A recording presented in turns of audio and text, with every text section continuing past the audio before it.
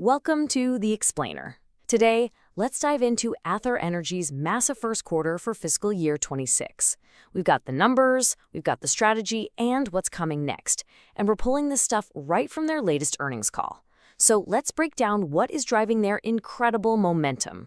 To really understand what's making Ather so successful, you've really got to start where their CEO, Tarun Mehta, started on the call, with the company's core DNA. He basically said it all comes down to two big defining bets they made over a decade ago. All right, so before we get into all the crazy numbers, let's unpack what's really at the heart of this company.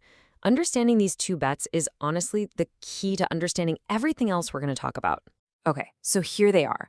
First bet, it's all about what they call the upgrading Indian buyer.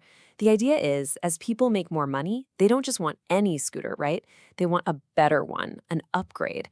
And the second bet, it's this obsession, really, with doing all their own R&D and tech in-house. They truly believe the ones who win in the EV race are the ones who own their own technology. And look, if you want proof of that second bet, this number says it all. 417 patents. Think about it, half their entire team is in R&D. That tells you Ather doesn't see themselves as just a scooter company. They're a tech company that just happens to make some amazing scooters. Okay, so now that we know the philosophy, let's see how it's actually paying off. We're going to get into the hard numbers for Q1, and you'll see pretty quick that a story of, well, explosive growth starts to emerge. So, first things first, sales. They sold 46,000 scooters in the first quarter. But, that number on its own is just a number. The real story here, that's a 100% jump from the same time last year. They literally doubled their sales. Doubled! And you know what makes that growth even crazier? It's when it happened. This was right after Q4, which for the auto industry is usually a huge quarter because of end-of-year pushes. So to avoid that typical drop-off and instead post record numbers, wow, that shows some serious momentum. And of course, all those sales, they translated directly into revenue. Total income hit a whopping 672 crore rupees. And again, you have to look at it year over year. That's an 83% jump from Q1 last year. Just incredible. So you might be thinking, okay, but the whole EV market is growing, right? Well, yeah, but this isn't just about a rising tide lifting all boats, not even close. I mean, look at this. In just 1 year, they basically doubled their market share, from 7.6% all the way up to 14.3%. They're not just growing with the market, they're absolutely outpacing it. Okay, this next one might sound a little technical, but trust me, this is a huge deal. An EBITDA improvement of 1,700 basis points.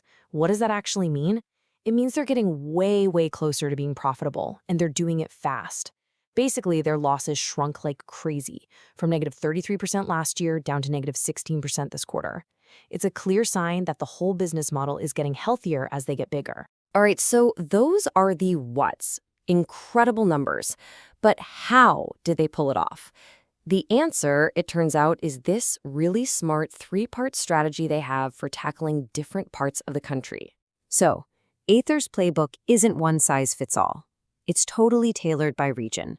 Down in South India, where they're already strong, the mission is simple: dominate. And guess what? They did. They're number one there now, with almost 23% of the market. Then you've got Middle India. That's all about expanding, and fast.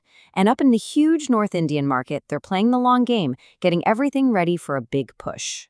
And when I say expanding fast in Middle India, I'm not kidding.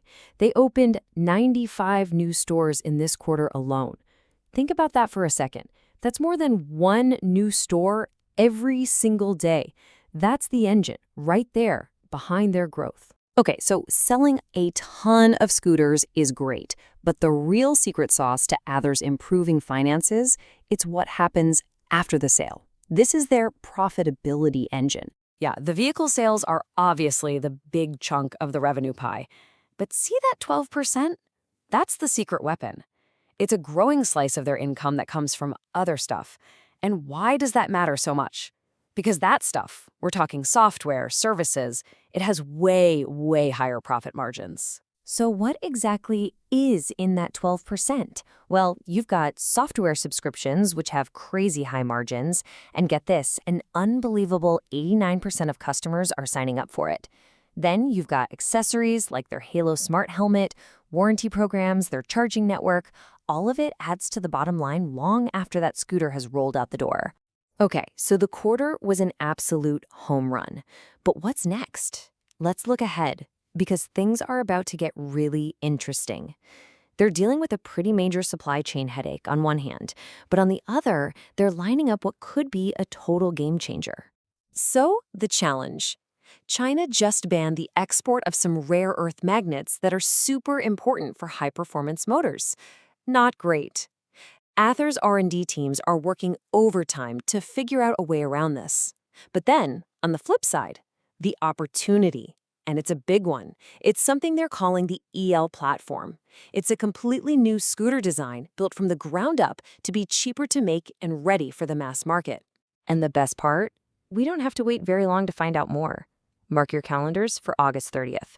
It's their community day, and they're planning 3 huge announcements: the next generation of their software, Ather Stock 7, and, you guessed it, the official reveal of that super important LL platform.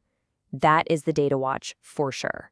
And all of this brings us to the big final question, right? Ather has totally proven they can win over the premium buyer. No question about that. But now, with this new, more affordable platform on the way, the real test is about to begin. Can they take everything that makes them special, that tech-first DNA, and use it to win over the everyday rider, to really conquer the mainstream market? The next year is going to be absolutely fascinating to watch.